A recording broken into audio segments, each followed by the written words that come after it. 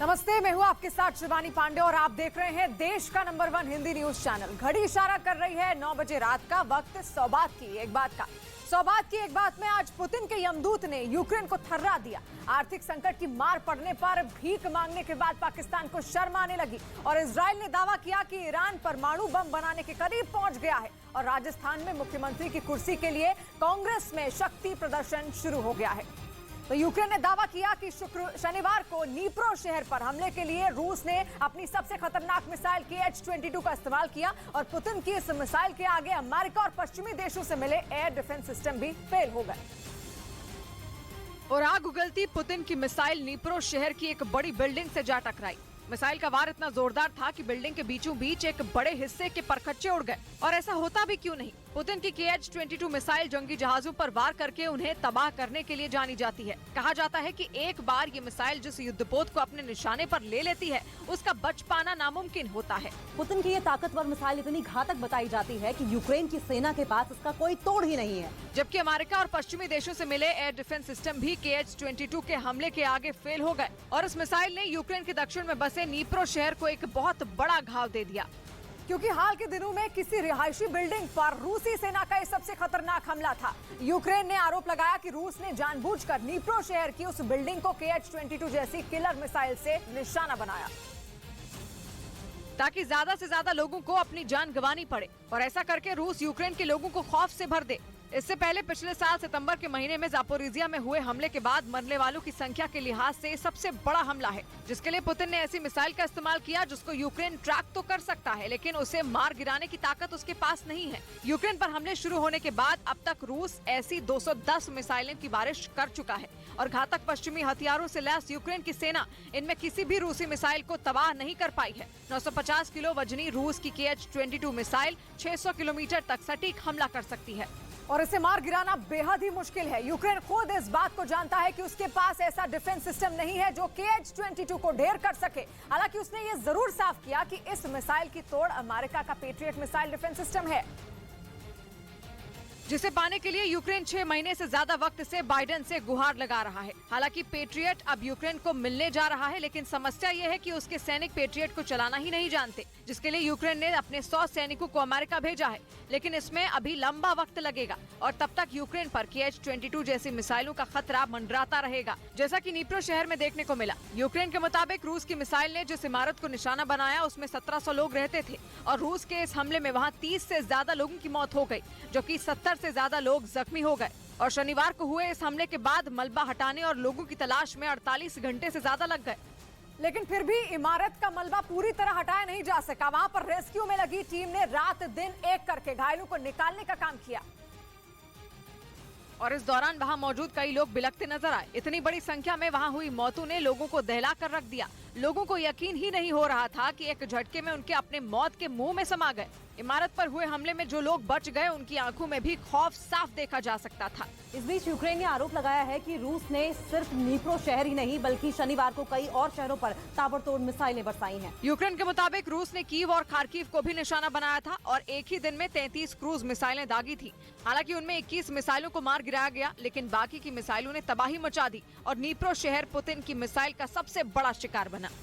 और उधर पाकिस्तान के लाहौर से हैरान करने वाला एक वीडियो सामने आया। वहां पर जीत के जश्न में डूबे कुछ वकीलों ने अंधाधुंध फायरिंग कर दी और लाहौर बार एसोसिएशन के कुछ वकीलों ने चुनाव में जीत हासिल करने के बाद हवा में गोलियां बरसाई, जिसका वीडियो सोशल मीडिया पर तेजी से वायरल हो गया, जिसमें एक वकील सड़क पर चलते हुए AK-47 राइफल से हवा में अंधाधुंध फायरिंग करता नजर आया। इसी तरह वीडियो में कुछ और वकील भी पिस्तौल से हवा में ताबड़तोड़ गोलियां चलाते दिखे। ऐसा वकीलों ने तब किया जब पाकिस्तान में शादी या किसी दूसरे कार्यक्रम में फायरिंग करने पर रोक है। वहां ऐसा करने वालों को 1 साल तक की जेल हो सकती है या 10,000 तक का जुर्माना देना पड़ सकता है। इसके बावजूद ये वकील जीत के जश्न में फायरिंग करते दिखे। और इस बीच तुर्की ने चेतावनी दी कि सीरिया में उसका मिलिट्री ऑपरेशन कभी शुरू हो सकता है और यह चेतावनी ऐसे समय में आई जब रूस तुर्की और सीरिया को बातचीत की टेबल पर लाने की पूरी कोशिश में है। लेकिन तुर्की तो जंग लड़ने के मूड में है। कम से कम अर्दोआन के विदेश मामलों के सलाहकार के बयान से तो ऐसा ही लगा, क्योंकि उन्होंने कहा कि सीरिया में किसी भी समय मिलिट्री ऑपरेशन शुरू हो सकता है और तुर्की खतरे के स्तर के हिसाब से फैसला लेगा। ये बयान असद के उस बयान के 2 दिन बाद आया जिसमें उन्होंने कहा था कि वो तुर्की से सीरिया के हिस्से से हटने के बारे में बात करेंगे, जिसके बाद तुर्की ने अलग ही तेवर दिखा दिए, जिससे साफ हो गया कि तुर्की नहीं मानने वाला और वो सीरिया में वही करने के मूड में है जो वो चाहता है। तुर्की सीरिया के असद सरकार के खिलाफ लड़ने वाले विद्रोहियों का साथ देता है और उस पर उन्हें हथियार देने और सीरिया में गृह युद्ध को बढ़ावा देने का आरोप लग चुका है। लेकिन अब वो कुर्द लड़ाकों को खत्म करने के नाम पर सीरिया में घुस रहा है, जो सीरिया की बशर अल असद सरकार के लिए दोगुनी मुसीबत का कारण बन गया। हालांकि रूस की कोशिश है कि दोनों देशों के बीच बातचीत से मामला सुलझ जाए।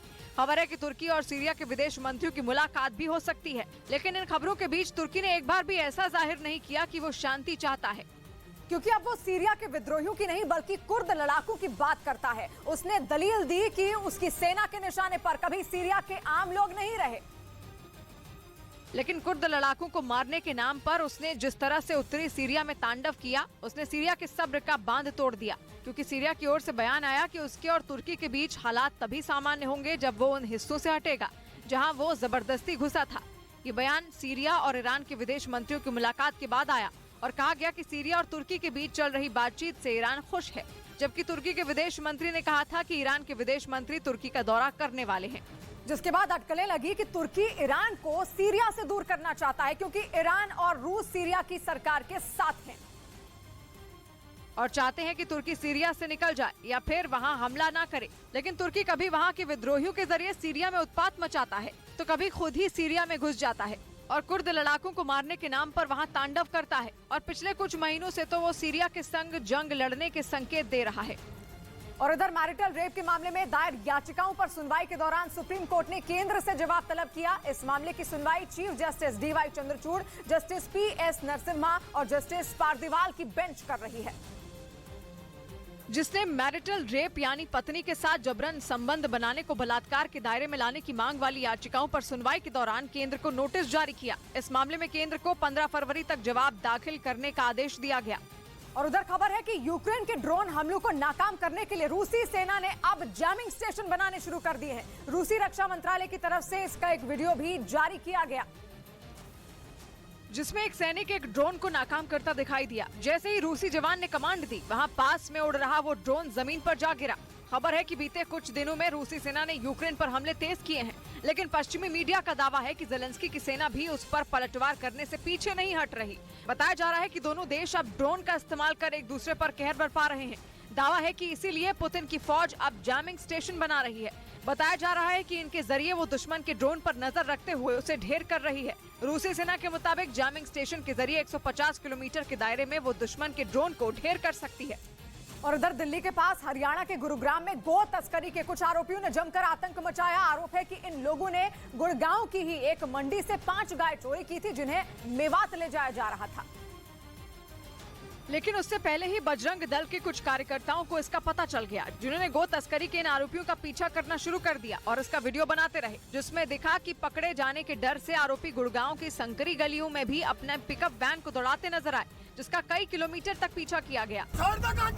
आरोप है कि चलती पिकअप वैन से आरोपियों ने 2 गायों को नीचे गिरा दिया, साथ ही उन्हें पकड़ने में जुटे लोगों पर पथराव भी किया। 100 तो पत्थर मारे हैं हमारी गाड़ियों पर और हमारी गाड़ी के आगे गोवंशों को फेंक दिया। हालांकि काफी देर बाद गो तस्करी के आरोपी को पकड़ लिया गया, जबकि 5 लोग भागने में कामयाब रहे। इसके अलावा उस पिकअप वैन से 3 गायों को भी बरामद किया गया। और इस बीच इलाहाबाद हाईकोर्ट ने यूपी के स्कूलों को कोरोना संकट के दौरान ली गई फीस का एक बड़ा हिस्सा वापस करने का आदेश दिया। यह आदेश उन स्कूलों को दिया गया जिन्होंने ऑनलाइन क्लास चलने पर भी पूरी फीस वसूली थी।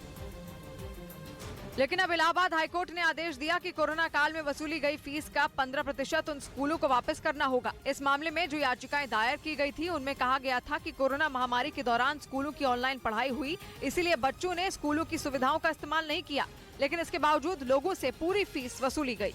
और उधर नेपाल के पोखरा में येती एयरलाइंस के एक विमान के क्रैश होने के बाद दूसरे दिन भी रेस्क्यू ऑपरेशन जारी रहा। इस विमान हादसे में कुल 72 लोगों की मौत हो गई, जिनमें 5 भारतीय नागरिक बताए गए, जिनमें एक ने हादसे से तुरंत पहले का एक वीडियो भी बनाया, जिसमें देखा कि ये विमान काफी नीचे उड़ान भर रहा था। तभी अचानक धमाके की आवाज सुनाई दी, जिसके बाद विमान आग की लपटों से घिर गया। वीडियो में हादसे से पहले सभी यात्री विमान के अंदर आराम से बैठे दिखाई दिए, लेकिन अचानक प्लेन का संतुलन बिगड़ने से वो परेशान हो गए। लाइव देखे उस स्थिति तक देखे जब विमान क्रैश हुआ और वहाँ जब उसके हाथ से मोबाइल छूट गया। हादसे से पहले का एक वीडियो भी सामने आया जो किसी ने थोड़ी दूर से बनाया था। उसमें दिखा कि विमान जमीन से ज्यादा ऊपर नहीं उड़ रहा था। अचानक विमान टेढ़ा हो गया, जिसके बाद उसके गिरने की आवाज सुनाई दी। और जैसे ही इस हादसे के बारे में पता चला, नेपाल में प्रशासन की टीम हरकत में आ गई, क्योंकि पोखरा एयरपोर्ट पर लैंडिंग से ठीक 10 सेकंड पहले ही ये विमान क्रैश हुआ और उसने नेपाल की राजधानी काठमांडू से पोखरा के लिए उड़ान भरी थी। लेकिन इससे पहले कि वो जमीन पर लैंड कर पाता, चंद सेकंड पहले वो हादसे का शिकार हो गया, जिसके बाद हादसे की जगह से धुआं उठता दिखाई दिया। जगह जगह विमान के जले हुए कुछ हिस्से गिरे मिले। ये देखकर लोगों के रेस्क्यू के लिए पहुंची टीम के भी होश उड़ गए। हालांकि हादसे के बाद विमान में सवार यात्रियों को बचाने की कोशिश की गई, लेकिन रेस्क्यू ऑपरेशन में जुटी उस टीम को हादसे की जगह से कोई भी जिंदा नहीं मिला और उनके हाथ सिर्फ निराशा लगी। राहत बचाव की टीम ने हादसे की जगह से लोगों के शव बरामद किए, जिन्हें पोस्टमार्टम के लिए काठमांडू भेज दिया गया। उनमें उन 5 भारतीयों के भी शव शामिल रहे जो 13 जनवरी को नेपाल घूमने गए थे। 5 में 4 लोग उत्तर प्रदेश के गाजीपुर के रहने वाले बताए गए, जिनकी मौत की खबर सुनकर उनके घर वालों का बुरा हाल हो गया। रेस्क्यू ऑपरेशन के दौरान हादसे की जगह से वहां के प्रशासन को ब्लैक बॉक्स भी मिल गया, जो कि हादसे की जांच में इसलिए अहम होगा क्योंकि उसके जरिए विमान के कॉकपिट में पायलटों के बीच हुई बातचीत समेत उड़ान का पूरा डेटा मिल जाएगा। और इधर दिल्ली में कड़ाके की ठंड के बीच सीजन का सबसे ठंडा दिन रिकॉर्ड किया गया और न्यूनतम तापमान 1.4 डिग्री सेल्सियस तक चला गया, जो कि दिल्ली में सीजन का सबसे कम तापमान रहा, जिसका असर सड़क से लेकर हवाई यात्रा पर दिखा। Cold wave to severe cold wave रात और सुबह हो रहा है। दिल्ली में मौसम विभाग ने अगले 6 दिन का येलो अलर्ट जारी किया है। मतलब ये कि आने वाले दिनों में भी लोगों को सर्दी से राहत मिलने वाली नहीं है। और इस बीच लंदन की एक चर्च के पास हुई गोलीबारी में 6 लोगों की मौत हो गई। मरने वालों में 2 बच्चे और 4 महिलाएं शामिल हैं, जबकि 7 साल की एक बच्ची की हालत गंभीर बताई गई। हमले के बाद मौके पर पहुंची लंदन पुलिस ने घायलों को अस्पताल पहुंचाया, साथ ही लोगों से हमलावर को पहचानने की अपील की। This was a shocking incident. हमलावर ने अंतिम संस्कार में शामिल लोगों को निशाना बनाया। पुलिस की शुरुआती जांच के मुताबिक हमलावर ने चलती गाड़ी से उन पर फायरिंग की। और इधर जम्मू कश्मीर के किश्तवाड़ में पहाड़ खिसकने से एक मजदूर की मौत हो गई और बताया गया कि वहां पर की कुंटवाड़ा सड़क पर काम चल रहा था, तभी पहाड़ का एक बड़ा हिस्सा खिसक कर जमीन पर आ गिरा। इस घटना का जो वीडियो सामने आया उसमें पहाड़ से पत्थर गिरते नजर आए। तभी अचानक पहाड़ का एक बड़ा हिस्सा खिसक कर जमीन पर आ गिरा, जिसकी वजह से वहां काम कर रहे कई मजदूर पहाड़ के मलबे के नीचे दब गए। घटना की जानकारी मिलने के बाद एसडीआरएफ के कई जवान पहुंच गए, जिसके बाद रेस्क्यू ऑपरेशन चलाया गया। फायर कर रहे हैं, हमारे ऑफिसर्स मौके पे गए हुए थे तो हो रहा है। करीब 3 घंटे चले रेस्क्यू ऑपरेशन के बाद मलबे में दबे सभी मजदूरों को बाहर निकाल लिया गया। इसके बाद सभी घायल मजदूरों को अस्पताल में भर्ती कराया गया, जहाँ इलाज के दौरान एक मजदूर की मौत हो गई। और इसी तरह की डरा देने वाली तस्वीरें जम्मू कश्मीर के रामबन से भी सामने आई। वहां पर पहाड़ से लगातार पत्थरों की बारिश होती दिखाई दी, जिसकी वजह से वहां मौजूद स्टील टनल को भारी नुकसान पहुंचा। इस घटना का जो वीडियो सामने आया उसमें पहाड़ से छोटे छोटे पत्थर गिरते हुए दिखाई दिए। तभी पहाड़ का एक बड़ा हिस्सा सड़क पर आ गिरा, जिससे वहां धूल का गुबार उठता नजर आया। लगातार पहाड़ से गिर रहे पत्थरों की वजह से कश्मीर से जम्मू जाने वाले नेशनल हाईवे पर पहाड़ का मलबा इकट्ठा हो गया। घटना की जानकारी मिलने के बाद एसडीआरएफ की कई टीमें वहां पर पहुंच गई, जिसके बाद खुदाई करने वाली मशीनों की मदद से मलबे को हटाया गया। करीब 4 घंटों के बाद सड़क को दोबारा शुरू किया गया। और उधर ईरान के पर कतरने के लिए यूरोप उसकी सबसे बड़ी ताकत छीनने का प्लान बना रहा है। यूरोपियन यूनियन का निशाना IRGC यानी कि ईरान की इस्लामिक रेवोल्यूशनरी गार्ड कोर है। खबर है कि यूरोपियन यूनियन IRGC को आतंकी संगठन घोषित करने का मन बना चुका है। और जर्मनी से लेकर द नेदरलैंड्स और चेक रिपब्लिक जैसे देश ईरान की इस्लामिक रेवोल्यूशनरी गार्ड कोर को आतंकी संगठन घोषित करने के लिए एड़ी चोटी का जोर लगाए हुए हैं। ब्रिटेन भी इसी तैयारी में है। ईरान में पिछले साल सितंबर से जो हिजाब विरोधी प्रदर्शन चल रहे हैं, उसे कुचलने का जिम्मा ईरान की सरकार ने इस्लामिक रेवोल्यूशनरी गार्ड कोर को ही दिया हुआ है। और जिस स्पीड से ईरान उसके खिलाफ आवाज उठाने वाले प्रदर्शनकारियों को एक के बाद एक सजा सुना रहा है, उसने पूरी दुनिया में ईरान के बेलगाम होने का डर फैला दिया है। और फिर रूस को अपने शाहिद ड्रोन देकर भी ईरान पश्चिमी देशों की आंखों में खटक रहा है। और यही वजह है कि यूरोपियन यूनियन ईरान की इस्लामिक रेवोल्यूशनरी गार्ड कोर पर हथौड़ा चलाने की तैयारी में है, क्योंकि कहने को तो Islamic revolutionary guard core Iran की सेना का हिस्सा है, जिसे 1979 की क्रांति के बाद ईरान को अंदरूनी और बाहरी दोनों तरह के खतरे से बचाने के लिए बनाया गया था। लेकिन आज 44 साल बाद हालात ऐसे हैं कि IRGC की इजाजत के बिना ईरान की राजनीति, कूटनीति और अर्थव्यवस्था के बड़े से बड़े फैसले नहीं लिए जाते। ईरान की हिफाजत के नाम पर IRGC हर हद तक जाती है। वो दूसरे देशों में चरमपंथियों की मदद करती है, फिर चाहे लेबनान के हिजबुल्लाह हो, फिलिस्तीन या फिर सीरिया, इराक और अफगानिस्तान में लड़ाके। और इब्राहिम राइसी के राष्ट्रपति बनने के बाद IRGC का दबदबा और बढ़ा है। और इधर तमिलनाडु में पोंगल के त्योहार के दिन हर साल होने वाले जलीकट्टू के खेल का कई जगहों पर आयोजन किया गया, जिसमें हिस्सा लेने वाले कई लोग जख्मी हो गए। जलीकट्टू खेल के दौरान साणु और बैलू के सींगों में सिक्के या नोट फंसाकर उन्हें भीड़ में छोड़ दिया जाता है और लोगों को उन पर काबू पाना होता है, जिसकी कुछ तस्वीरें मदुरै से सामने आई, जहां एक एक कर बैलू और साणु को मैदान में छोड़ा गया। जैसे ही वो मैदान में पहुंचे, वहां पहले से मौजूद लोग उन्हें काबू करने के लिए उनके पीछे दौड़ पड़े, लेकिन उन बैलू और साणु ने उन लोगों को इतनी बुरी तरह पटखनी दी कि उनके लिए खुद को संभालना तक मुश्किल हो गया। 20 were a bit major. Tiruchirappalli से भी कुछ इसी तरह की तस्वीरें सामने आई। वहाँ भी लोगों ने साणु और बैलू को पकड़ने का एक खेल खेला, जबकि कार्यक्रम में कुछ लोग ऐसे भी दिखे जो खुद को सुरक्षित करने के लिए लोहे की ऊंची ऊंची रेलिंग पर चढ़ गए।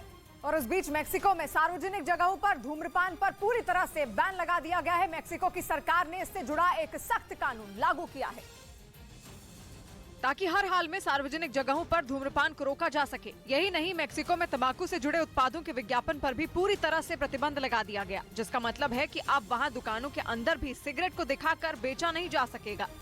और इधर वाराणसी से बिहार के सारण के लिए रवाना हुआ गंगा विलास क्रूज छपरा में ही गंगा नदी में फंस गया। जानकारी के मुताबिक क्रूज कम पानी होने की वजह से नदी में अटक गया, जिसके बाद उसमें बैठे सैलानियों को छोटी नाव के जरिए बाहर निकाला गया। SDRF के जवानों ने सभी को एक एक कर क्रूज से बाहर निकालकर उन्हें सुरक्षित चिरांद पहुंचाया। इस दौरान वहां सैलानियों का जोरदार स्वागत किया गया। हालांकि सुरक्षा की वजह से सैलानियों को आम लोगों से दूर रखा गया।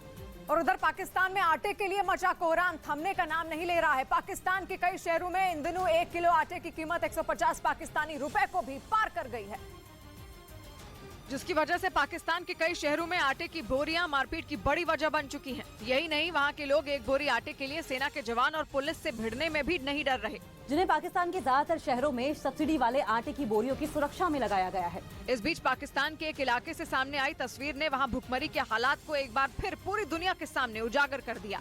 इस वीडियो में कई लोग अपनी मोटरसाइकिलों पर बैठकर एक ट्रक का पीछा करते दिखाई दिए। बताया गया कि उस ट्रक पर सब्सिडी वाले आटे की बोरियां लदी थी, जिन्हें पाने के लिए कई लोगों ने अपनी जान तक दांव पर लगा दी। इस तस्वीर को देखकर ऐसा लगा मानो वहां मोटरसाइकिल की रैली निकाली गई हो। और इस तरह की तस्वीरें पाकिस्तान में अब आम हो चुकी हैं, क्योंकि वहां इन दिनों गेहूं की भारी किल्लत है, लेकिन पाकिस्तान के पास इतने पैसे भी नहीं है कि वो विदेश से गेहूं मंगवा सके। और पाकिस्तान जैसी हालत एक और मुस्लिम आबादी वाले देश मिस्र की भी हो गई है। वहाँ भी रोटी के लिए हाहाकार मचा है। पाकिस्तान की तरह मिस्र में भी बढ़ती महंगाई से लोगों की थाली से रोटी गायब होती जा रही है। असल में मिस्र अपनी खाद्य जरूरतों को पूरा करने के लिए काफी हद तक आयात पर निर्भर है। लेकिन खबर है कि यूक्रेन जंग की वजह से मिस्र की अर्थव्यवस्था को भारी नुकसान पहुंचा, क्योंकि जो विदेशी निवेशक मिस्र में कारोबार शुरू करने वाले थे, उन्होंने जंग के बाद अपने हाथ खींच लिए। वहीं यूक्रेन युद्ध की वजह से गहराए गेहूं संकट का सामना मिस्र को भी करना पड़ा, क्योंकि वो ज्यादातर गेहूं आयात करता है। ऐसे में दुनिया भर में गेहूं के दाम बढ़ने का खामियाजा मिस्र को भी भुगतना पड़ रहा है। इसी वजह से वहां भी रोटी के लिए लोग इधर उधर भटक रहे हैं। और इधर महाराष्ट्र के वाशिम जिले में औरंगजेब की फोटो लेकर डांस करने वालों पर केस दर्ज किया गया। इस मामले में 2 लोगों को गिरफ्तार कर लिया गया, जिन पर औरंगजेब और टीपू सुल्तान की फोटो लेकर नाचने का इल्जाम है। मामला 14 जनवरी की रात का बताया गया, जब उर्स के जुलूस के दौरान कुछ लोगों ने ऐसा किया। वीडियो वायरल होने के बाद पुलिस ने 8 लोगों के खिलाफ केस दर्ज किया, जिनमें 2 पकड़े गए। और इस बीच दिल्ली विधानसभा सत्र का पहला दिन हंगामे की भेंट चढ़ गया, क्योंकि सदन में आम आदमी पार्टी और बीजेपी के विधायक अलग अलग मुद्दों पर भिड़ गए। और आम आदमी पार्टी के विधायकों ने एलजी पर सरकार के काम में दखल देने का आरोप लगाया, तो वहीं बीजेपी विधायकों ने प्रदूषण के मुद्दे पर बवाल किया, जिसके बाद कार्यवाही स्थगित कर दी गई। इसके बाद आम आदमी पार्टी के विधायक एलजी आवास की ओर कूच कर गए, जिसमें अरविंद केजरीवाल और सिसोदिया भी शामिल हुए। केजरीवाल ने एलजी पर शिक्षक ट्रेनिंग और मोहल्ला क्लिनिक की फंडिंग रोकने का आरोप लगाया। और उधर श्रीलंका के खिलाफ खेले गए तीसरे और आखिरी वनडे मैच के दौरान विराट कोहली ने पूर्व कप्तान महेंद्र सिंह धोनी की स्टाइल में छक्का जड़ दिया, जिसका वीडियो सोशल मीडिया पर वायरल हो गया। जिसमें वो धोनी की स्टाइल में हेलीकॉप्टर शॉट मारते दिखाई दिए। यही नहीं, छक्का मारने के बाद सामने खड़े श्रेयस अय्यर से ये माही शॉट है कहकर मुस्कुराते भी नजर आए। विराट कोहली ने धोनी स्टाइल में ये हेलीकॉप्टर छक्का 44वें ओवर में गेंदबाजी करने आए श्रीलंका के कसुन रजीथा के ओवर में लगाया, जो 97 मीटर दूर जा गिरा। विराट कोहली ने इस मैच में सिर्फ 110 गेंदों में 166 रनों की शानदार पारी खेली, जिसमें उन्होंने 13 चौके और 8 छक्के जड़े। इसी के साथ कोहली ने भारतीय सरजमी पर 21वां शतक ठोका और उन्होंने घर में सबसे ज्यादा शतक लगाने के मामले में सचिन तेंदुलकर को भी पीछे छोड़ दिया। इस बीच दक्षिण कोरिया की राजधानी सोल के पास हाईवे पर 47 गाड़ियां एक दूसरे से टकरा गईं, जिसमें एक आदमी की मौत हो गई, जबकि 30 लोग अस्पताल में भर्ती हैं। यह हादसा फिसलन की वजह से हुआ। बर्फीली सड़क पर एक गाड़ी फिसल गई और फिर एक के बाद एक करीब 50 गाड़ियां टकराती चली गई। सड़क किनारे गाड़ियों के टूटे फूटे पार्ट भी बिखरे दिखे। इधर दिल्ली नगर निगम के लिए 24 जनवरी को मेयर का चुनाव होगा। इससे जुड़े प्रस्ताव पर एलजी वीके सक्सेना ने मुहर लगा दी। हालांकि ये चुनाव 6 जनवरी को होना था, लेकिन सदन के अंदर आम आदमी पार्टी और बीजेपी के हंगामे की वजह से इसे टालना पड़ गया। अब एक ही दिन यानी 24 जनवरी को पहले पार्षद शपथ लेंगे, फिर मेयर और डिप्टी मेयर का चुनाव होगा। इसी दिन स्टैंडिंग कमेटी के सदस्य भी चुने जाएंगे। और उधर चीन की चाल पर नजर रखने के लिए इंडोनेशिया ने अपना एक जंगी जहाज उत्तरी नाथुन सागर में तैनात कर दिया है। ये वो इलाका है जिस पर चीन और इंडोनेशिया दोनों लंबे वक्त से अपना दावा करते हैं। लेकिन इसी बीच चीन ने अपना एक युद्धपोत उस इलाके में उतार दिया। खबर है कि चीन का ये जंगी जहाज 30 दिसंबर से ही उत्तरी नाथुना सागर में इंडोनेशिया की समुद्री सीमाओं के नजदीक मंडरा रहा है, जिसके बाद इंडोनेशिया ने भी चीन को उसी की भाषा में जवाब दिया।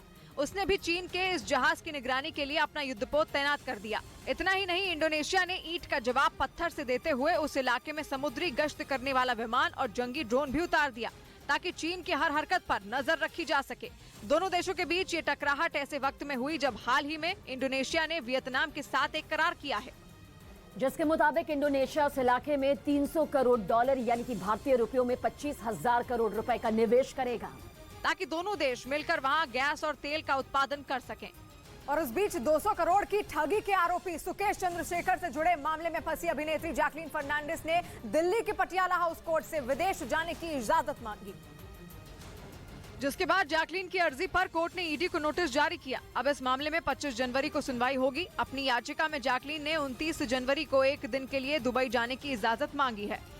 उधर अमेरिका के राष्ट्रपति जो बाइडेन कैलिफोर्निया राज्य में इमरजेंसी घोषित कर दिया है। वहां पर बीते 3 हफ्तों में तूफान ने तबाही मचाकर रख दी है और आने वाले दिनों में भी तूफान के थमने के आसार नहीं दिख रहे, जिस वजह से अमेरिकी राष्ट्रपति जो बाइडेन ने कैलिफोर्निया में इमरजेंसी घोषित कर दी, क्योंकि राज्य में अगले कुछ घंटों में ताकतवर तूफान के फिर दस्तक देने की आशंका है। ऐसे में अमेरिका की सरकार ने साफ कहा कि पहले से ही बाढ़ की मार झेल रहे कैलिफोर्निया में और भीषण बाढ़ आ सकती है, जिससे वहां पहाड़ों के खिसकने का खतरा भी बढ़ गया। ऐसे में वहां बसे लोगों को सुरक्षित जगहों पर ले जाने का काम जारी है। बीते 3 हफ्तों में बाढ़ की चपेट में आने से राज्य में 19 लोगों की मौत हो चुकी है। और इधर मुंबई में अंडरवर्ल्ड डॉन छोटा राजन का जन्मदिन मनाने के आरोप में गिरफ्तार नीलेश पराडकर को जमानत मिल गई है। नीलेश पराडकर शिवसेना उद्धव गुट का कार्यकर्ता बताया गया, जिसे गिरफ्तारी के बाद मुंबई की भोईवाड़ा कोर्ट में पेश किया गया, जहां से उसे जमानत मिल गई। हालांकि कोर्ट ने आरोपी को 7 दिनों तक थाने में हाजिरी लगाने और पासपोर्ट जमा करने का आदेश दिया। नीलेश पराडकर ने 13 जनवरी को मुंबई के तिलक नगर इलाके में छोटा राजन की तस्वीर वाला केक काटा था। मुंबई पुलिस के मुताबिक उस पर पहले से कई आपराधिक मामले दर्ज हैं।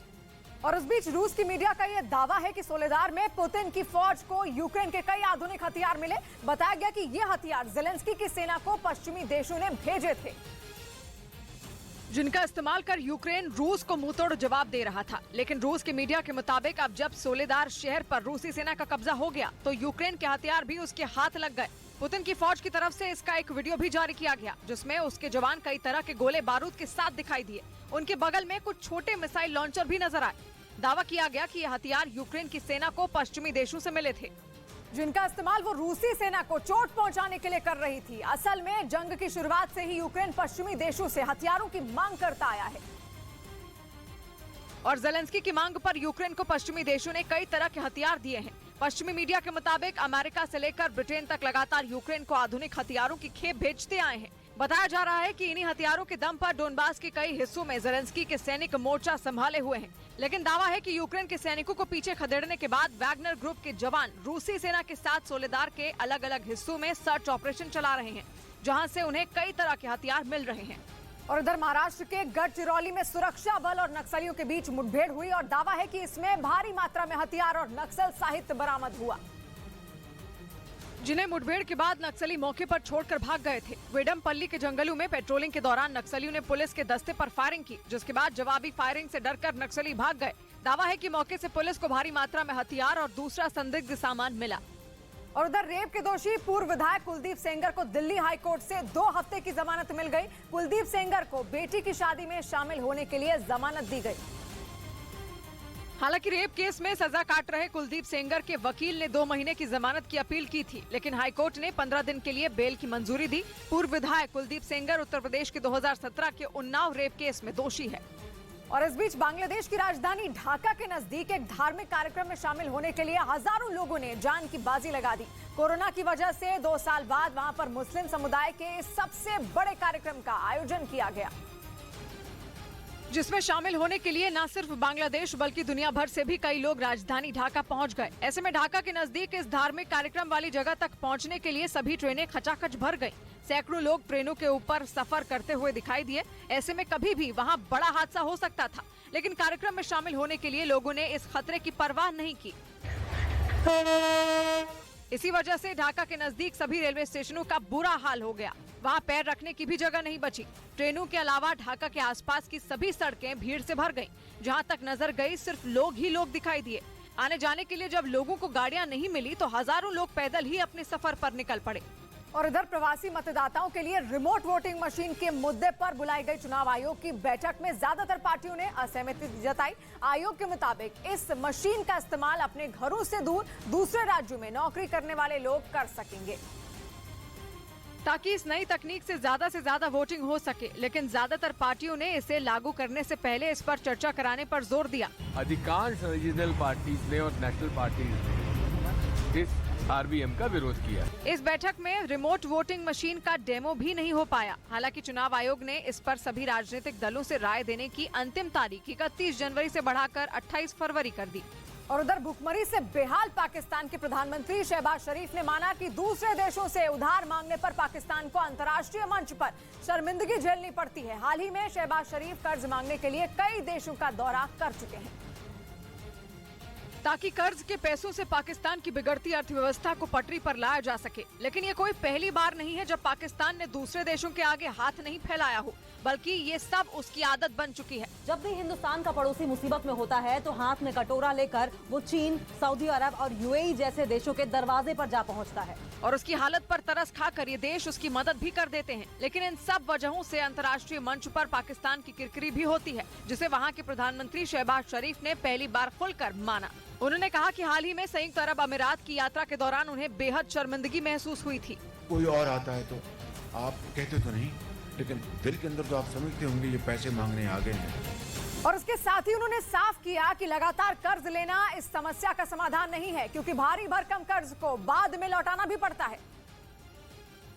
लेकिन परेशानी यह है कि पाकिस्तान की आर्थिक हालत इतनी खराब हो चुकी है कि वो कर्ज लौटाने तो दूर अपनी जरूरतें भी पूरी नहीं कर पा रहा है, क्योंकि पाकिस्तान में इन दिनों महंगाई चरम पर है।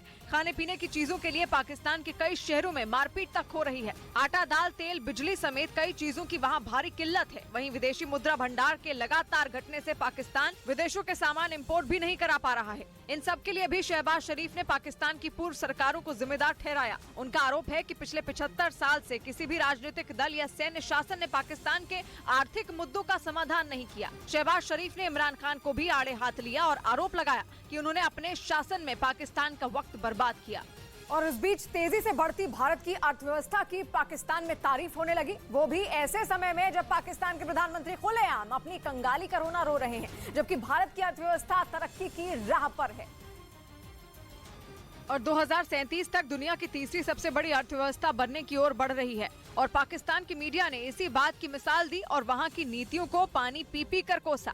पाकिस्तान के अखबार द एक्सप्रेस ट्रिब्यून ने अपने आर्टिकल में लिखा कि भारत एक ऐसा देश है जिसके साथ अमेरिका और रूस दोनों खड़े हैं, जबकि ये दोनों देश एक दूसरे को देखना तक पसंद नहीं करते और पाकिस्तान को भी भारत से सीखकर अपनी नीतियां बदलनी चाहिए, क्योंकि ऐसा करने पर ही उसका कुछ भला हो सकता है, वरना पाकिस्तान यूं ही भीख का कटोरा लेकर दूसरे देशों से भीख मांगता रहेगा और कभी भी कंगाली की कालिख नहीं मिटा पाएगा। पाकिस्तान की मीडिया में ये बातें ऐसे समय पर हुई जब वहां के प्रधानमंत्री ने खुलकर माना कि उन्हें दूसरे देशों से पैसे मांगने पर शर्म आने लगी है। कोई और आता है तो आप कहते तो नहीं, लेकिन दिल के अंदर तो आप समझते होंगे ये पैसे मांगने आ गए हैं। यानी शहबाज शरीफ मान रहे हैं कि पाकिस्तान के पास भीख मांगना ही आखिरी रास्ता बचा है, जिसकी वजह वहां के मीडिया ने गिनवाई। और पाकिस्तान में राजनीतिक अस्थिरता, आर्थिक नीतियों की कमी, संसाधनों की कमी, आतंकवाद और भ्रष्टाचार को इसकी वजह बताया। जबकि भारत ने यूक्रेन जंग के दौरान भी ऐसी आर्थिक नीति बनाई कि रूस से तेल भी मिला और अमेरिका भी साथ खड़ा रहा। लेकिन पाकिस्तान की अर्थव्यवस्था बद से बदतर होती रही, क्योंकि वहां की सरकार ने अपनी नीतियां ही नहीं बदली। पाकिस्तान की मीडिया ने यह कहा कि यूक्रेन जंग के दौरान भी भारत में निवेशक आते रहे, लेकिन पाकिस्तान से निवेशक दूर भागने लगे। जबकि पाकिस्तान को $7 मिलियन यानी कि भारतीय रुपयों में करीब 57 करोड़ रुपए तक के लिए भीख मांगनी पड़ी। यही नहीं, अब तो चीन भी पाकिस्तान को कर्ज देने से कतरा रहा है, क्योंकि उसे पता है कि पाकिस्तान के पास ऐसा कोई प्लान नहीं जिसके दम पर वो अर्थव्यवस्था की गाड़ी पटरी पर लाए। यानी ले देकर उसके पास भीख मांगने का ही विकल्प है। हालांकि पाकिस्तान की रक्षा विशेषज्ञ शहजाद चौधरी ने शहबाज शरीफ को इस मुसीबत से निकलने का रास्ता सुझाया और अपने आर्टिकल में लिखा कि पाकिस्तान को भारत के साथ अपने रिश्तों पर सोचना चाहिए, क्योंकि अगर शहबाज शरीफ ने कोई साहसिक कदम उठाया तो पाकिस्तान तरक्की की राह पर बढ़ सकता है। यानी पाकिस्तान की सरकार को कंगाली खत्म करने के लिए भारत से रिश्ते सुधारने होंगे, वरना आटे और तेल जैसी बुनियादी चीजों की किल्लत के बाद बर्बादी के कई और रास्ते खुल जाएंगे। और इधर प्रधानमंत्री नरेंद्र मोदी ने अग्निवीरों के पहले बैच को वीडियो कॉन्फ्रेंसिंग के जरिए संबोधित किया। प्रधानमंत्री ने 19,000 से ज्यादा अग्निवीरों से संवाद किया है और उन्हें बधाई देते हुए उनका हौसला बढ़ाया। प्रधानमंत्री ने जिन अग्निवीरों को संबोधित किया, उन्होंने अपनी ट्रेनिंग शुरू कर दी है। सेना में नए जवानों की भर्ती के लिए पिछले साल अग्निपथ योजना शुरू की गई थी। इन सभी अग्निवीरों की भर्ती इसी योजना के तहत की गई है। उधर कोविड सेंटर घोटाला मामले में बीएमसी कमिश्नर से ईडी ने पूछताछ की। बीएमसी कमिश्नर इकबाल सिंह पूछताछ में शामिल होने के लिए मुंबई में ईडी दफ्तर पहुंचे, जहां ईडी ने उनसे करीब 4 घंटे तक पूछताछ की। मैंने आश्वस्त किया है कि आगे भी उनको अगर कोई इन्फॉर्मेशन चाहिए हम पूरी उनकी मदद करेंगे। बीएमसी कमिश्नर इकबाल सिंह चहल पर बीजेपी नेता किरीट सोमैया ने कोविड सेंटर के कॉन्ट्रैक्ट देने में गड़बड़ी करने का आरोप लगाया है। यही वजह है कि ईडी ने इकबाल को समन्स भेजे थे। और इस बीच यूरेशियन टाइम्स नाम की वेबसाइट ने दावा किया कि डोनेस्क में लड़ रहे रूसी सैनिकों को हाइमार्स से ज्यादा अमेरिका के एक और घातक हथियार से डर लग रहा है। ये वो हथियार है जो अमेरिका ने इस महीने की शुरुआत में ही जंग में मदद के लिए यूक्रेन भेजे थे, जिसमें एक हथियार ऐसा भी है जिसने रूसी सेना के साथ साथ यूक्रेन के विद्रोहियों की भी नींद उड़ा दी। ये अमेरिकी तोप में इस्तेमाल किया जाने वाला एक हाईटेक गोला है। M9A2 एक्सकैलिबर के नाम से जाना जाने वाला ये गोला इतना खतरनाक है कि इसकी मार से बच पाना आसान नहीं है। अमेरिका के इस घातक हथियार में GPS लगा है, यानी एक बार इसका टारगेट सेट कर दिया गया तो फिर ये उसे मारकर ही दम लेता है। दावा है कि अगर निशाना अपनी जगह बदल ले तो ये गोला भी उसके टारगेट के हिसाब से अपनी दूरी को कम या ज्यादा कर लेता है। इसके साथ ही कम दूरी की लड़ाई में अमेरिका का यह हथियार दुनिया के घातक हथियारों में से एक माना जाता है। कहा जा रहा है कि डोनेस्क में छिड़ी लड़ाई में यह हथियार यूक्रेन के लिए बेहद मददगार साबित हो रहा है। और इधर अंधविश्वास फैलाने के आरोपों पर बागेश्वर धाम के पंडित धीरेन्द्र शास्त्री ने जवाब दिया। उन्होंने आरोप लगाने वाले लोगों को धर्म विरोधी बता दिया। इससे पहले महाराष्ट्र के नागपुर में अंधश्रद्धा निर्मूलन समिति ने उन पर अंधविश्वास फैलाने का आरोप लगाया था, जिसे बागेश्वर धाम के पंडित धीरेन्द्र शास्त्री ने अपने खिलाफ दुष्प्रचार करार दिया। ये तो चलता ही रहता है, ये धर्म विरोधी लोग हैं। इससे पहले नागपुर की अंधश्रद्धा निर्मूलन समिति ने धीरेन्द्र शास्त्री के ऊपर कानूनी कार्रवाई की मांग की थी। जादूटोणा विरोधी कायदा मॅन्डेटरी आहे, त्यामध्ये सूट असण्याची शक्यता नाही। अंधश्रद्धा निर्मूलन समिति ने पंडित धीरेन्द्र शास्त्री के नागपुर में हुए कार्यक्रम के दौरान उन पर अंधविश्वास फैलाने के आरोप लगाए थे। उधर अफगानिस्तान में तालिबान सरकार के डर से राजधानी काबुल की कई दुकानों में पुतलों के चेहरे भी ढक दिए गए। अगस्त 2021 में अफगानिस्तान की सत्ता संभालने के बाद तालिबान ने आदेश दिया था कि सभी दुकानों से पुतले या तो हटा दिए जाएं या फिर उनका सिर अलग कर दिया जाए।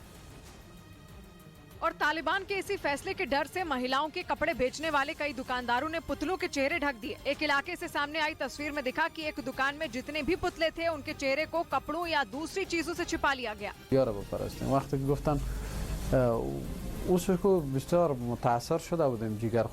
इसी तरह की तस्वीरें वहां की सभी कपड़ों की दुकानों पर नजर आईं। असल में अफगानिस्तान में 2021 में सत्ता संभालने के बाद से ही तालिबान सरकार के ज्यादातर फैसले महिलाओं के खिलाफ रहे हैं। तालिबान पहले ही महिलाओं के बाहर निकलने पर बुर्का पहनने समेत कई फैसले जारी कर चुके हैं। यही नहीं, हाल ही में उन्होंने लड़कियों के विश्वविद्यालयों में पढ़ने और एनजीओ में काम करने पर भी पाबंदी लगा दी थी।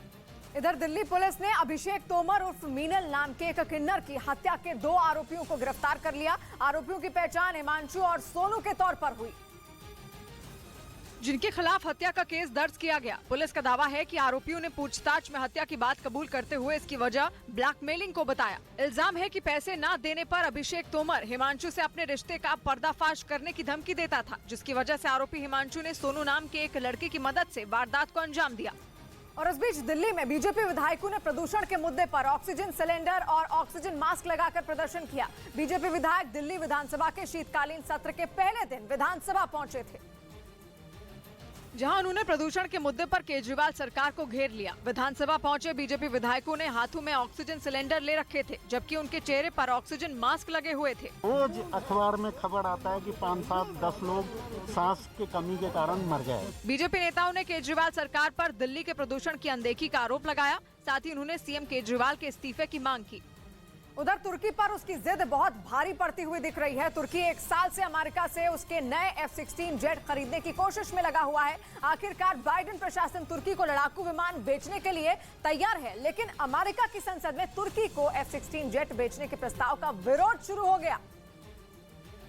क्योंकि जब से यूक्रेन का युद्ध शुरू हुआ है, तुर्की ने नेटो की नाक में दम करके रखा है। तुर्की स्वीडन और फिनलैंड की नेटो का सदस्य बनने की अर्जी पर कुंडली मारकर बैठा है और खबर है कि जब तक तुर्की नहीं मानेगा तब तक अमेरिकी संसद भी उसे F-16 जेट बेचने के प्रस्ताव को मंजूरी नहीं देगी। जो बाइडेन की पार्टी के सांसद बॉब मेनेंडेज पहले से ही तुर्की के राष्ट्रपति के खिलाफ मोर्चा खोले बैठे हैं। बॉब मेनेंडेज सेनेट के विदेश मामलों की कमेटी के चेयरमैन हैं और उन्होंने साफ कर दिया कि जब तक तुर्की के राष्ट्रपति अपना रवैया नहीं बदलेंगे तब तक वो तुर्की के साथ डील को मंजूरी नहीं देंगे।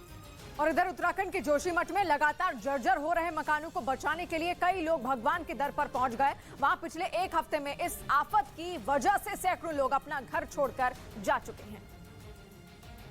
और जो लोग बचे हैं वो खौफ के साए में जीने को मजबूर हैं, क्योंकि जमीन धंसने और मकानों में पड़ी दरारों के फैलने से कभी भी उनके गिरने का खतरा मंडरा रहा है। इसी वजह से कई लोग मंदिर जाकर भगवान की प्रार्थना में जुट गए ताकि जोशीमठ से ये मुसीबत टल जाए। इस बीच राज्य के मंत्री धन सिंह रावत भी इसी उम्मीद में नरसिंह मंदिर पहुंच गए। उन्होंने वहां कई लोगों के साथ मिलकर देवी दुर्गा की पूजा की, जिसके बाद उन लोगों ने हवन भी किया। जोशीमठ के लोग सब सुखी रहे और ये हमारे भगवान से प्रार्थना है। वहीं दूसरी तरफ जोशीमठ में मकानों और जमीनों में दरारें पड़ने का सिलसिला नहीं थमा। कई इलाकों में मकान और सड़कें टूट गईं। हालांकि प्रशासन की तरफ से दरारों को मापने के लिए क्रैक मीटर भी लगाया गया ताकि हर दिन का आकलन किया जा सके। और इस बीच उत्तराखंड के जोशीमठ के धंसने से जुड़े मुद्दे पर सुप्रीम कोर्ट सुनवाई नहीं करेगी। अदालत ने याचिकाकर्ता स्वामी अविक मुक्तेश्वरानंद को हाई कोर्ट जाने को कहा है। साथ ही जोशीमठ मामले को राष्ट्रीय आपदा घोषित करने से भी इंकार कर दिया। सुप्रीम कोर्ट ने साफ किया कि जोशीमठ मामले में उत्तराखंड हाईकोर्ट में सुनवाई चल रही है, लिहाजा याचिकाकर्ता को वहीं अपनी बात रखनी चाहिए।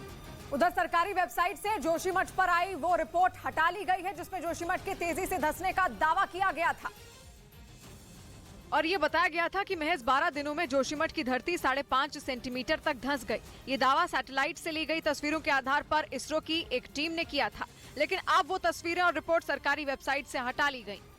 उधर पाकिस्तान क्रिकेट टीम के लिए नए कोच की तलाश में जुटे पाकिस्तान क्रिकेट बोर्ड की परेशानियां अब बढ़ गई हैं। मिकी ऑर्थर के बाद 2 और पूर्व क्रिकेटरों ने टीम का कोच बनने से इंकार कर दिया, जबकि मौजूद कोच सकलैन मुश्ताक का कार्यकाल फरवरी में खत्म हो रहा है और पीसीबी अध्यक्ष नजम सेठी अब टीम के लिए विदेशी कोच चाहते हैं। लेकिन पाकिस्तानी मीडिया के मुताबिक मिकी आर्थर के बाद जिम्बाब्वे के एंडी फ्लावर और ऑस्ट्रेलिया के टॉम मूडी ने भी पीसीबी का ऑफर ठुकरा दिया है।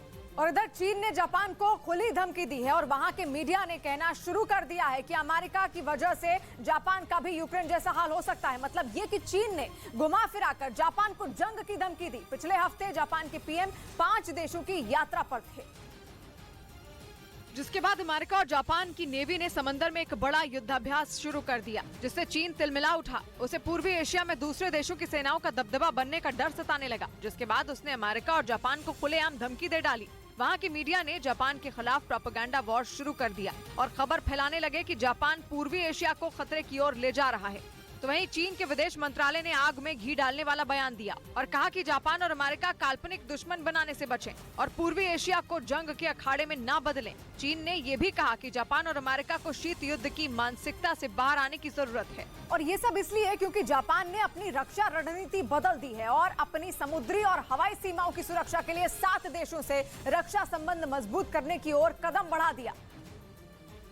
उसके पीएम उनमें 5 देशों फ्रांस, इटली, ब्रिटेन, कनाडा और अमेरिका की यात्रा भी कराए, जिसके बाद जापान और अमेरिका ने समंदर में ड्रिल भी कर दी और इसी पर भड़के चीन ने जापान को धमकाना शुरू कर दिया और जिस पूर्वी एशिया में वो खुद अशांति फैलाता है, वहाँ की शांति का हवाला देने लगा।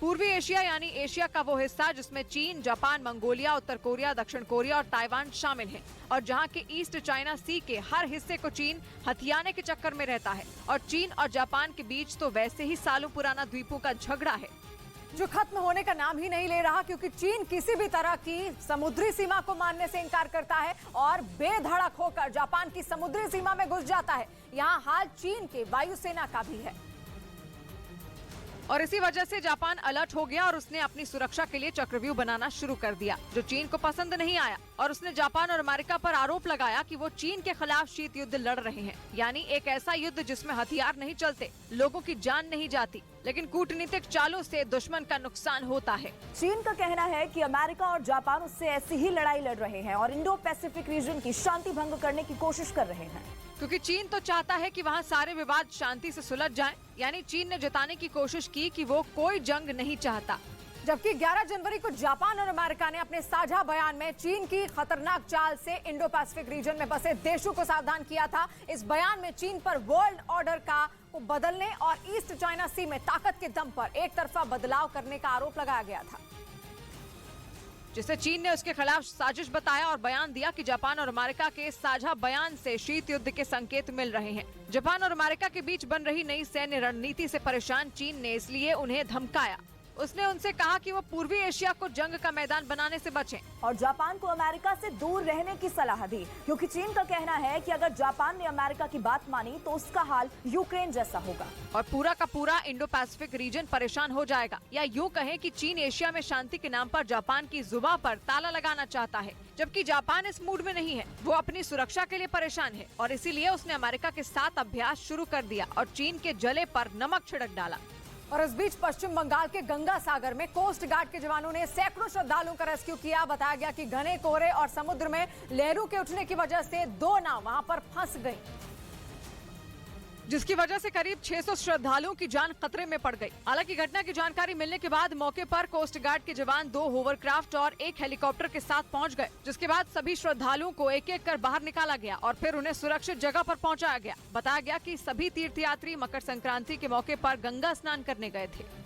उधर रिश्वत लेने के आरोप में राजस्थान पुलिस ने एसपी दिव्या मित्तल को गिरफ्तार कर लिया। साथ ही उनके घर समेत 5 ठिकानों पर एसीबी ने छापेमारी भी की, क्योंकि उन पर आरोप है कि उन्होंने नशा तस्करी के मामले के आरोपी को राहत देने के लिए 2 करोड़ की रिश्वत मांगी थी।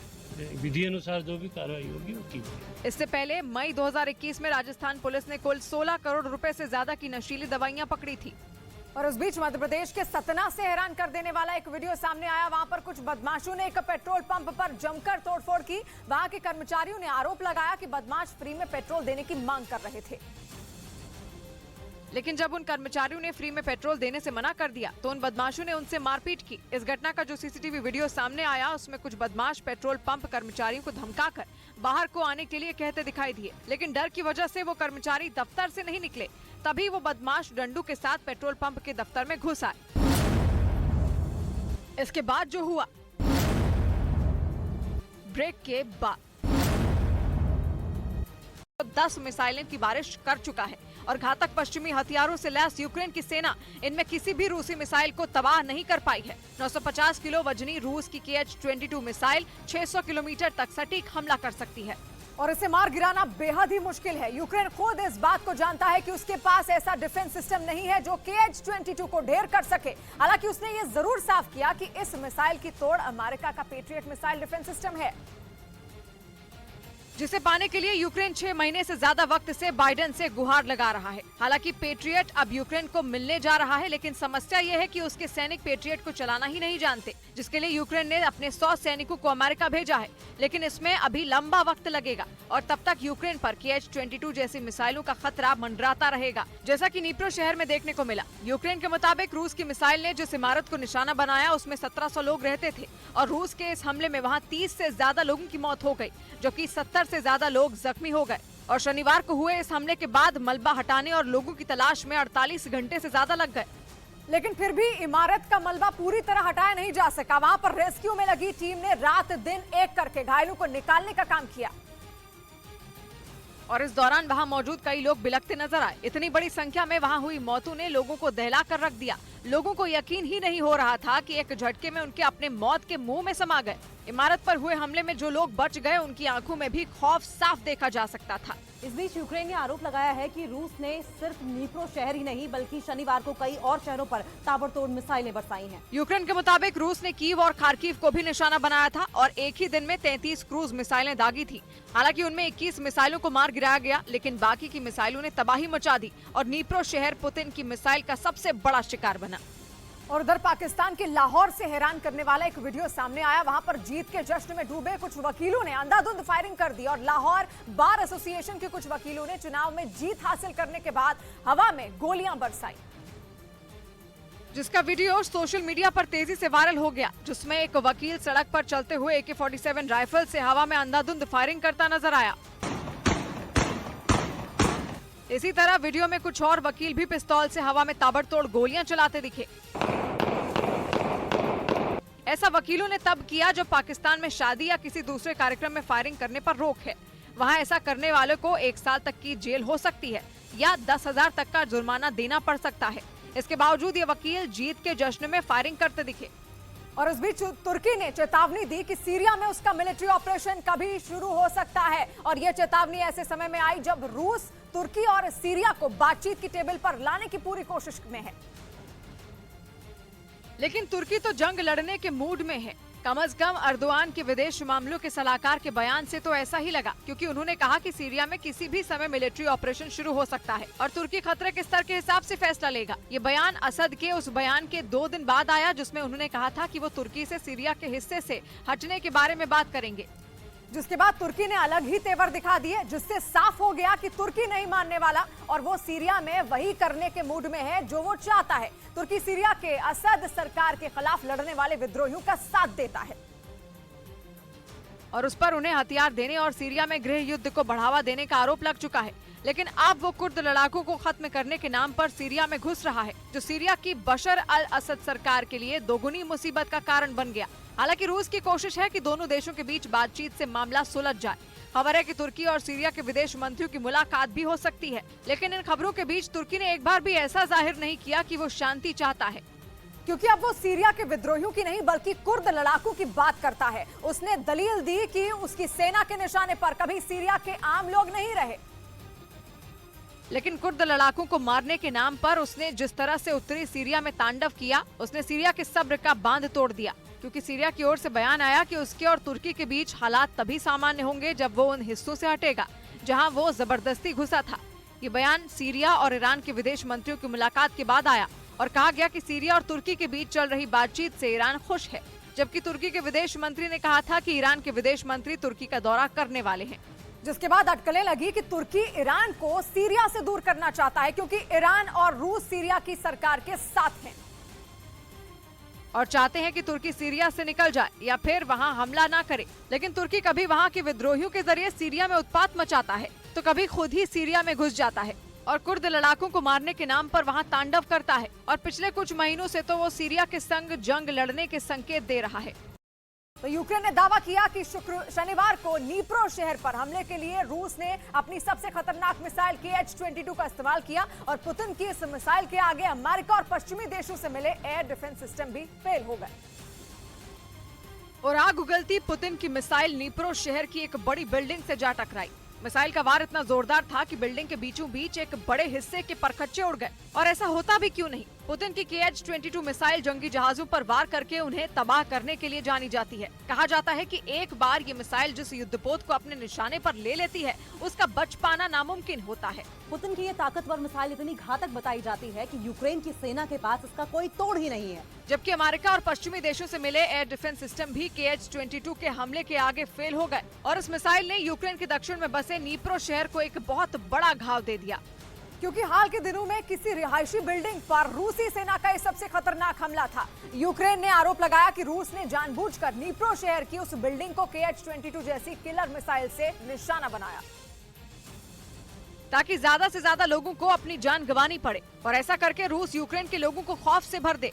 इससे पहले पिछले साल सितंबर के महीने में जापोरिजिया में हुए हमले के बाद मरने वालों की संख्या के लिहाज से सबसे बड़ा हमला है, जिसके लिए पुतिन ने ऐसी मिसाइल का इस्तेमाल किया जिसको यूक्रेन ट्रैक तो कर सकता है, लेकिन उसे मार गिराने की ताकत उसके पास नहीं है। यूक्रेन पर हमले शुरू होने के बाद अब तक रूस ऐसी 210 मिसाइलें की बारिश कर चुका है और घातक पश्चिमी हथियारों से लैस यूक्रेन की सेना इनमें किसी भी रूसी मिसाइल को तबाह नहीं कर पाई है। 950 किलो वजनी रूस की KH-22 मिसाइल 600 किलोमीटर तक सटीक हमला कर सकती है और इसे मार गिराना बेहद ही मुश्किल है। यूक्रेन खुद इस बात को जानता है कि उसके पास ऐसा डिफेंस सिस्टम नहीं है जो KH-22 को ढेर कर सके। हालांकि उसने ये जरूर साफ ईरान के परमाणु प्रोग्राम पर मची खलबली के बीच इजराइल ने यह दावा करके सबको दहशत से भर दिया है कि ईरान अब कभी भी परमाणु बम बना सकता है। इजराइल की सेना के चीफ ने कहा है कि ईरान ने इतना यूरेनियम जुटा लिया है कि वो आराम से 4 परमाणु बम बना सकता है। और ईरान का नंबर 1 दुश्मन इजराइल है, ये तो पूरी दुनिया जानती है। इसीलिए ईरान के परमाणु प्रोग्राम से सबसे बड़ा खतरा इजराइल को ही है। लेकिन इजराइल ने कहा कि उसकी तैयारियां भी तगड़ी हैं। इजराइल की सेना के चीफ ने रिटायर होने से पहले बताया कि ईरान को मुंहतोड़ जवाब देने के लिए इजराइल के पास एक नहीं बल्कि 3 प्लान तैयार हैं। पहला, ईरान पर जवाबी हमला। दूसरा, ईरान के परमाणु ठिकानों पर वार। और अगर मामला इससे भी ज्यादा बढ़ा तो इजराइल पूरी तरह से ईरान पर टूट पड़ेगा और उसके सैन्य ठिकानों को तबाह कर देगा। हालांकि ईरान परमाणु बम बनाने की अपनी तैयारी को नकारता रहा है, लेकिन इजराइल शुरुआत से कहता आ रहा है कि ईरान झूठ बोल रहा है। और इधर मध्य प्रदेश के सतना से हैरान कर देने वाला एक वीडियो सामने आया। वहां पर कुछ बदमाशों ने एक पेट्रोल पंप पर जमकर तोड़फोड़ की। वहां के कर्मचारियों ने आरोप लगाया कि बदमाश फ्री में पेट्रोल देने की मांग कर रहे थे, लेकिन जब उन कर्मचारियों ने फ्री में पेट्रोल देने से मना कर दिया तो उन बदमाशों ने उनसे मारपीट की। इस घटना का जो CCTV वीडियो सामने आया उसमें कुछ बदमाश पेट्रोल पंप कर्मचारियों को धमकाकर बाहर को आने के लिए कहते दिखाई दिए, लेकिन डर की वजह से वो कर्मचारी दफ्तर से नहीं निकले। तभी वो बदमाश डंडू के साथ पेट्रोल पंप के दफ्तर में घुस आए और उनसे हाथापाई करने लगे। तभी पेट्रोल पंप कर्मचारी भी उन बदमाशों को वहां से खदेड़ने के लिए लाठी डंडू के साथ दफ्तर से बाहर आ गए और उन पर हमला बोल दिया। देखते ही देखते पेट्रोल पंप जंग का अखाड़ा बन गया। बदमाश यही नहीं रुके, उन्होंने वहां जमकर तोड़फोड़ की और वहां से फरार हो गए। घटना की जानकारी मिलने के बाद पुलिस ने केस दर्ज कर लिया और मामले की जांच में जुट गई। और उधर पाकिस्तान में पेशावर हाईकोर्ट के वकील और नेशनल डेमोक्रेटिक मूवमेंट पार्टी के नेता अब्दुल लतीफ अफरीदी की गोली मारकर हत्या कर दी गई। हालांकि पुलिस ने हमलावर को पकड़ लिया, लेकिन हत्या की वजह साफ नहीं हो पाई। बताया गया कि आरोपी ने कोर्ट के अंदर घुसकर उन्हें 6 गोलियां मारी। 79 साल के अब्दुल लतीफ अफरीदी पाकिस्तानी सरकार और सेना के आलोचक थे। इस बीच न्यूज 18 को मिले एक्सक्लूसिव दस्तावेज में यह अलर्ट जारी किया गया कि गणतंत्र दिवस पर दिल्ली समेत कई शहरों पर आतंकी हमले हो सकते हैं। दस्तावेज के मुताबिक इसके लिए पाकिस्तान की खुफिया एजेंसी ISI ने दाऊद इब्राहिम के गुर्गों की मदद ली है। और एक्सक्लूसिव दस्तावेज में इस बात की चेतावनी दी गई कि ISI के इशारे पर दिल्ली समेत कई शहरों में IED ब्लास्ट हो सकते हैं। इसके साथ ही ISIS और अलकायदा के आतंकियों की भी भारत पर नजर है और इनके आतंकी भी 26 जनवरी पर देश को दहला सकते हैं। एक्सक्लूसिव दस्तावेज के मुताबिक अलकायदा की साइबर यूनिट को एक और खतरनाक जिम्मेदारी सौंपी गई है। दस्तावेजों के मुताबिक अलकायदा की साइबर यूनिट को होने वाले G20 समिट में साइबर अटैक करने का आदेश दिया गया था। न्यूज 18 को मिले एक्सक्लूसिव दस्तावेज के मुताबिक अगर 26 जनवरी पर अलकायदा का आतंकी प्लान फेल हुआ तो वो G20 बैठक के दौरान दिल्ली में आतंकी हमला करवा सकता है। इतना ही नहीं, अलर्ट है कि ISI हमले करवाने के लिए भारत में अवैध तरीके से रह रहे रोहिंग्या और बांग्लादेश के 2 संगठनों का भी इस्तेमाल कर सकता है। और उधर दिल्ली में 2 संदिग्ध आतंकियों की गिरफ्तारी के बाद अयोध्या में सुरक्षा बढ़ा दी गई है। वहां पर प्रमुख मंदिरों और रामलला की तरफ जाने वाले रास्तों पर पुलिस काफी ज्यादा अलर्ट दिखी।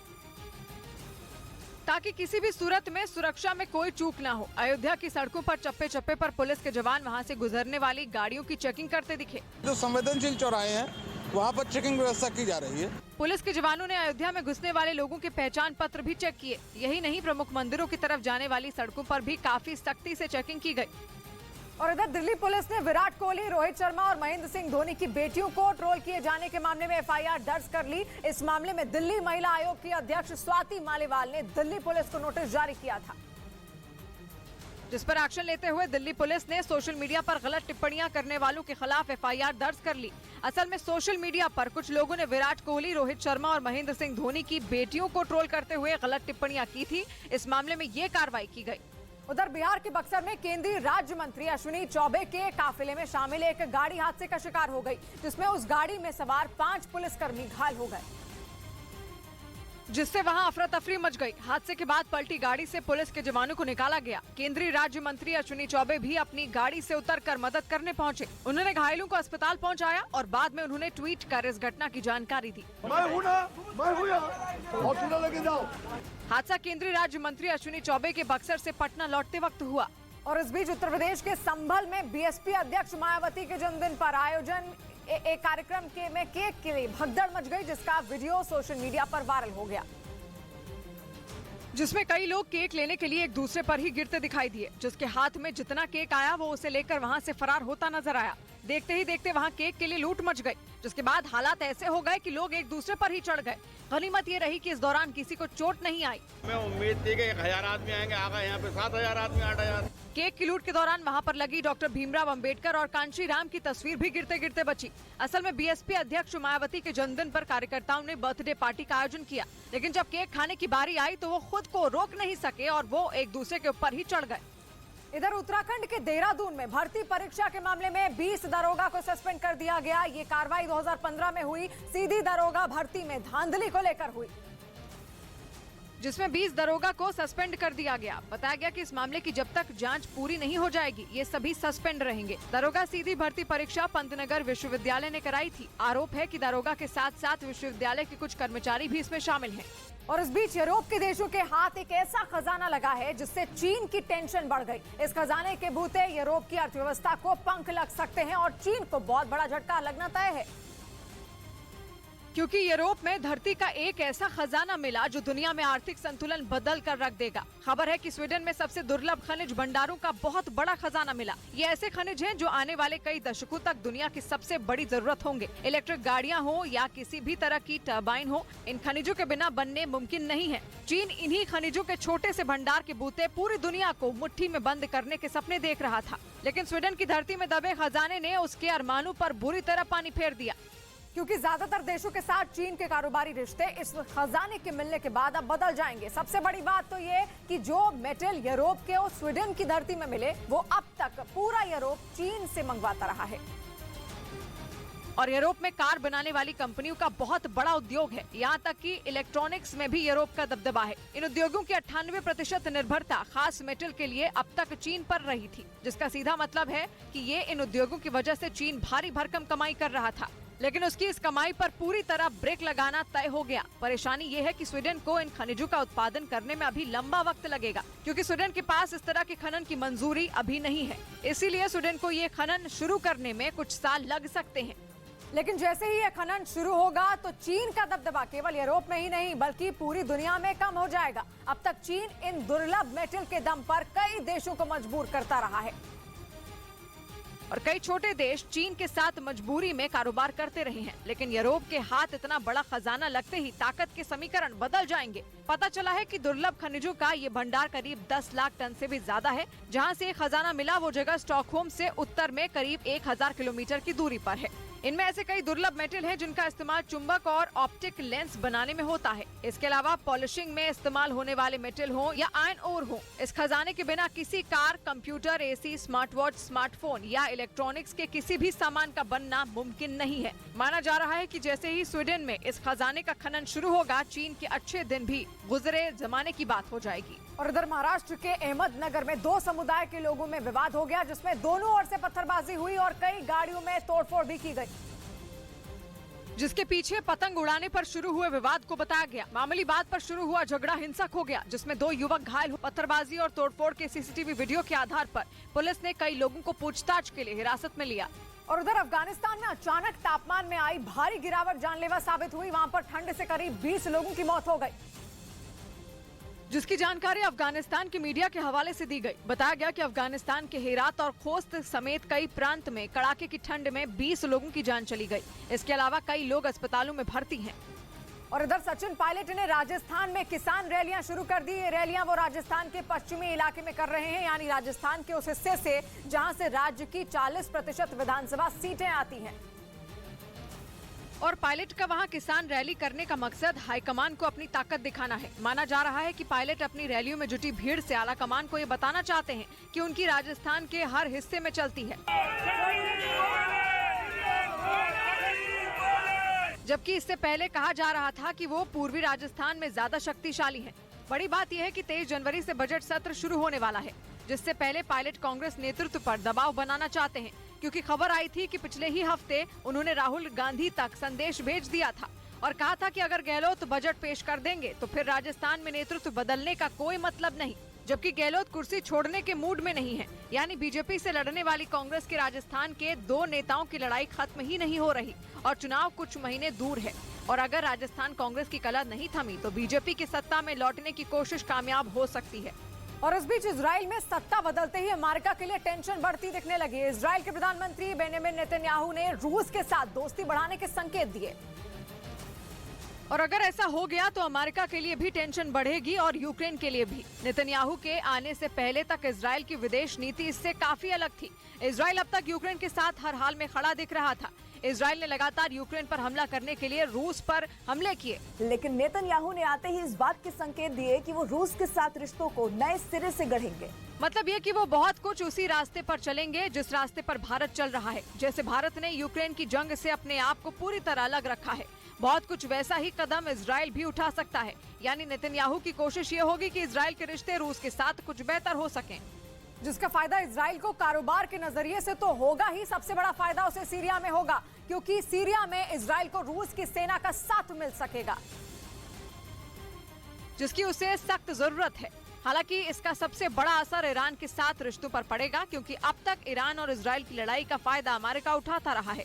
ईरान का आक्रामक रुख देखते हुए लंबे वक्त से इजराइल और अमेरिका नई योजना पर काम कर रहे हैं। पिछले 2 महीने में 3 बार इजराइल के अधिकारियों और मंत्रियों के दल अमेरिका जा चुके हैं। माना जा रहा है कि अमेरिका और इजराइल मिलकर ईरान से निपटने की किसी नई योजना पर काम कर रहे हैं, लेकिन उस नई योजना को देखते ही नेतन्याहू की एंट्री बाइडेन के लिए बड़ा झटका साबित होगी। माना जा रहा है कि इसका सीधा असर रूस और यूक्रेन के युद्ध पर भी पड़ सकता है। और इधर प्रधानमंत्री ने दिल्ली में रोड शो किया। ये रोड शो बीजेपी की कार्यकारिणी की बैठक से पहले हुआ, जो शाम 3 बजे पटेल चौक से शुरू हुआ और करीब 15 मिनट तक चला। ये रोड शो छोटा था, लेकिन इस दौरान इसमें जबरदस्त भीड़ उमड़ी, जिसके बाद बीजेपी की राष्ट्रीय कार्यकारिणी की बैठक शुरू हुई, जिसमें इस साल 9 राज्यों में होने वाले विधानसभा चुनाव और 2024 की चुनावी तैयारियों पर मंथन हुआ।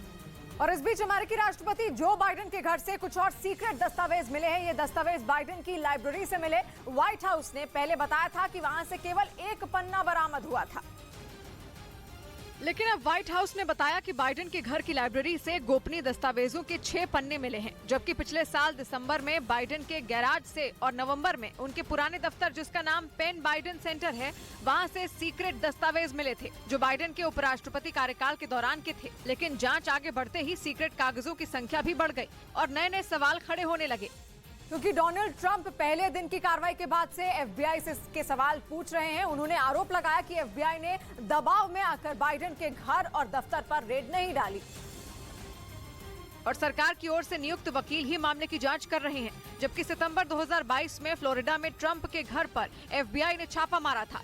ये कार्रवाई भी सीक्रेट दस्तावेजों की खोजबीन से ही जुड़ी थी, लेकिन उससे एफबीआई भी जुड़ी थी, जिसने ट्रंप के घर से 11,000 से अधिक सरकारी दस्तावेज बरामद किए गए थे, जिनमें एक तो किसी और देश की परमाणु क्षमता और सैन्य सुरक्षा से जुड़ा था। इसके अलावा कई दस्तावेज विदेश में हुए टॉप सीक्रेट ऑपरेशन से जुड़े होने की खबर आई। यानी अमेरिका में सरकारी दस्तावेजों के पीछे बड़े बड़े नेताओं के राज हैं, जिनसे पर्दा उठ रहा है।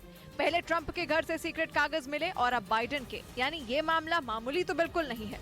और इधर जम्मू कश्मीर में सरकारी जमीन से अवैध कब्जे हटाने का मामला सुप्रीम कोर्ट पहुंच गया। वहां पर सरकार ने 31 जनवरी से पहले सभी अवैध निर्माण हटाने का आदेश दिया है, जिस पर रोक लगाने की मांग करते हुए सुप्रीम कोर्ट में याचिका दाखिल की गई। याचिका में जानकारी दी गई कि इन मामलों में कई अर्जियां पहले से ही जम्मू कश्मीर और लद्दाख हाईकोर्ट में लंबित हैं। ऐसे में सरकारी आदेश सही नहीं है।